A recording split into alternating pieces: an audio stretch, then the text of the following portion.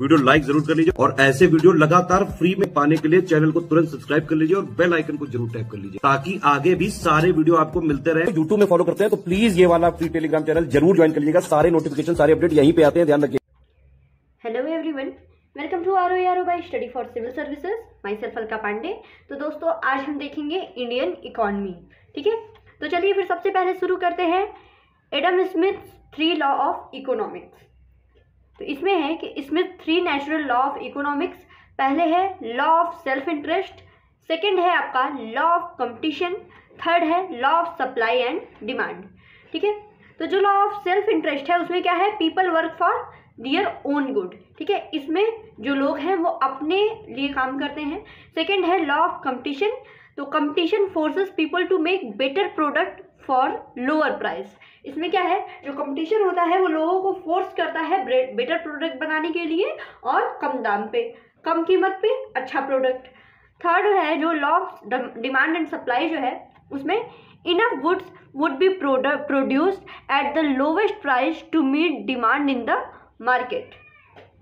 ठीक, आगे बात करते हैं इकोनॉमिक थ्योरी की। तो इसमें देखिए इकोनॉमिक्स थ्योरी क्या है। Since 1930s 4 macro economic theories have been proposed. इसमें क्या है, Keynesian economics, monetarism, the new classical economics and supply side economics. ठीक है, आगे बढ़ते हैं, कॉन्सेप्ट ऑफ इकोनॉमिक्स को देखते हैं। तो सबसे पहले है आपका 4 की इकोनॉमिक कॉन्सेप्ट। ठीक है, 4 की इकोनॉमिक कॉन्सेप्ट जिसमें क्या है आपका scarcity, supply and demand, cost and benefits और फोर्थ है आपका इंसेंटिव्स। याद रखिएगा, scarcity, supply and demand, cost and benefits और इंसेंटिव्स। ठीक, आगे बढ़ते हैं, इसमें देखते हैं फर्स्ट रूल ऑफ इकोनॉमिक्स। क्या है आपका first rule of economics is scarcity. There is never enough for anything to satisfy all those who want it. ये है आपका first rule of economics. There is never enough of anything to satisfy all those who want it. आगे है cost की theory देखते हैं। तो Marxism is a social, political and economic theory originated by Karl Marx that focuses on the struggle between capitalist and working class। ठीक है, Karl Marx की theory में क्या है, इन्होंने ज़्यादा फोकस किया है जो आपके कैपिटलिस्ट और जो वर्किंग क्लास है इसके बीच के स्ट्रगल को। ठीक, ये आपकी सोशल, पॉलिटिकल, इकोनॉमिक थ्योरी है।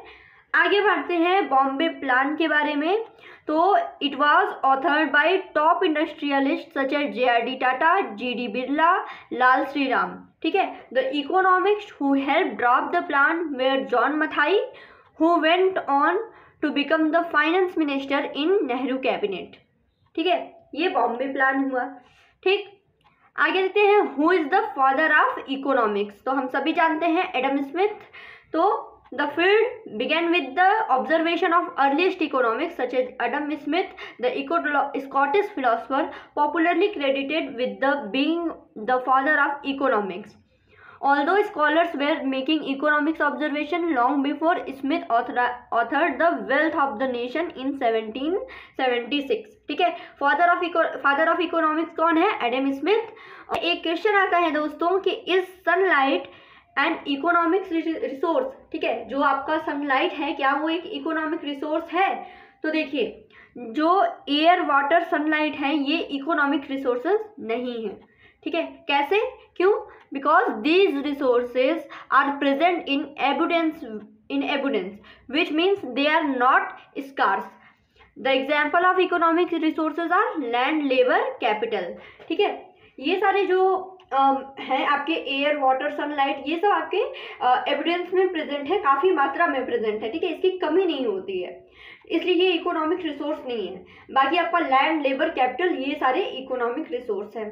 ठीक है, विच प्लान इज कॉल्ड गाडगिल योजना। ठीक है, तो याद रखिएगा 3rd 5 ईयर प्लान। ठीक है, 3rd 5 ईयर प्लान जो है उसको बोलते हैं गाडगिल योजना। याद रखिएगा, एग्जाम में पूछा जा सकता है, ऑप्शन दे देगा। गाडगिल योजना जो है 3rd 5 ईयर प्लान को। आगे बताएं, अब आगे देखते हैं सेक्टर्स ऑफ इकोनॉमी, ठीक है, बहुत ही ज़्यादा इंपॉर्टेंट सेक्टर्स ऑफ इकोनॉमी। तो economic activities of the economy are divided into 3 following categories, ठीक है। तो इसमें जो है आपका प्राइमरी सेक्टर, सेकेंडरी सेक्टर और टर्शियरी सेक्टर, ठीक है। चलिए एक एक करके इन तीनों को देख लेते हैं।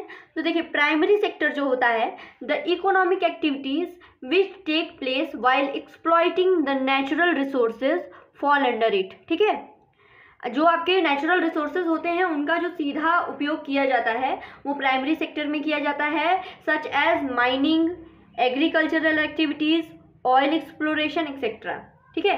When agriculture sector one of the sub sector of primary sector contribute minimum half of the national income and livelihood in a country, it is called agrarian economy, ठीक। तो क्या समझ में आया आपको, जो नेचुरल रिसोर्सेज होते हैं उनका जो डायरेक्ट एक्सप्लॉयटेशन किया जाता है जिस सेक्टर में, वो प्राइमरी सेक्टर कहलाता है। इसमें आपका माइनिंग आ गया, एग्रीकल्चर एक्टिविटीज आ गया, ऑयल एक्सप्लोरेशन एक्सेट्रा आ गया। तो देखिए जब एग्रीकल्चर सेक्टर जो है, ठीक है, यानी एग्रीकल्चर सेक्टर जो आपके प्राइमरी सेक्टर का एक सब सेक्टर है, अगर किसी कंट्री के नेशनल इनकम और लिवलीहुड में उसका मिनिमम हाफ वो अपना कंट्रीब्यूट करता है, तो वो उस देश की इकोनॉमी जो है एग्रेरियन इकोनॉमी कहलाएगी। आगे बढ़ते हैं, सेकेंडरी सेक्टर है।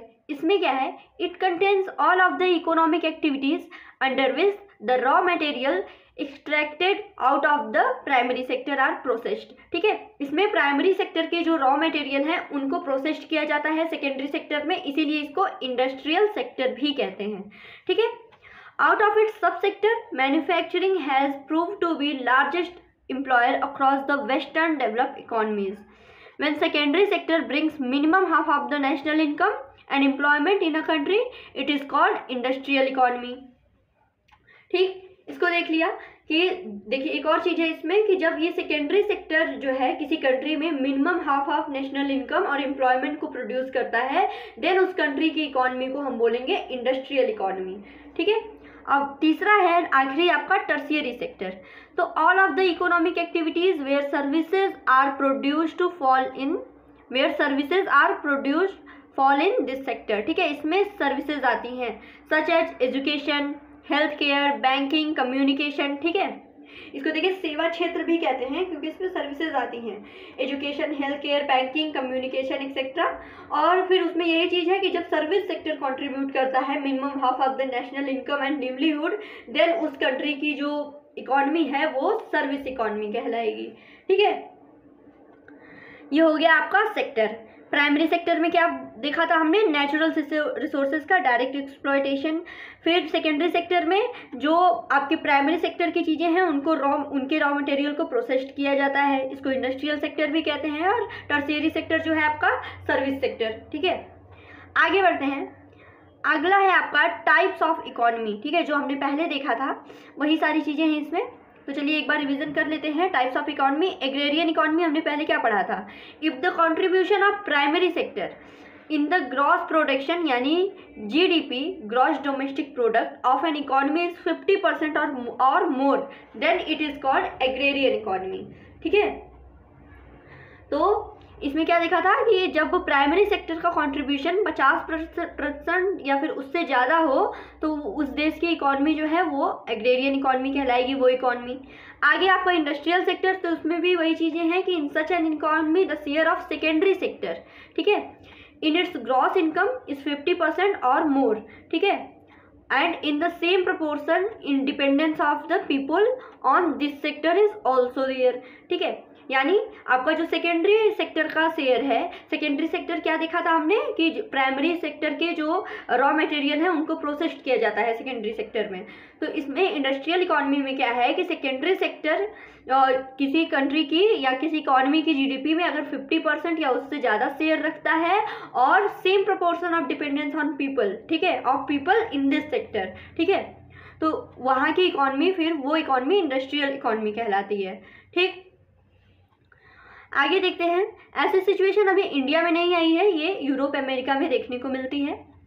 आगे देखते हैं, लास्ट है आपका सर्विस इकोनॉमी। तो इसमें वही चीज़ें कि an economy in which tertiary sector contributes 50% और more to the gross income is called service economy. तो सर्विस इकोनॉमी में हमने क्या देखा था, सेवा क्षेत्र, आपका एजुकेशन, हॉस्पिटल, यही सारी चीज़ें थी।